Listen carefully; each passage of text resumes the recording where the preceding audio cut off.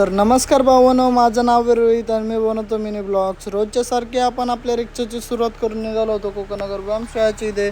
पण जाताना इथे एक भाडं लागतं आपल्याला हनुमान बारच्या इथे मंगतरामला.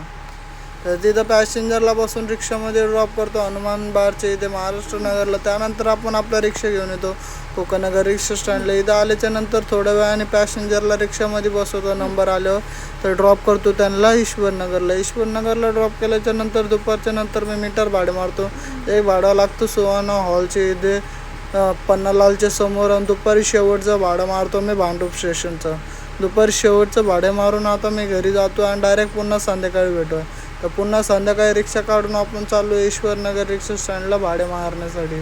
इथं आल्याच्या नंतर भावांनो, मी आज रिक्षा तर थोडी लवकरच काढली होती कारण की ठाण्याला आम्हा येणार आहे गावावरनं.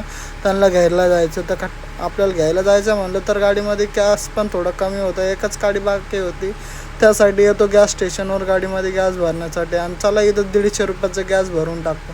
150 रुपयाचा गॅस भरल्यावर इथं तर गाडीचे काटे फुल दाखवा लागलेत, पण गॅस फुल झाला नाही भावांनो. हे थोडासा गॅस आणखीन फुल झाला पाहिजे टाकल्यावर. संध्याकाळी टाकूया. त्यानंतर थोड्या वेळाने आम्हाला फोन येतो, त्यांना घ्यायला जातो ठाण्याला.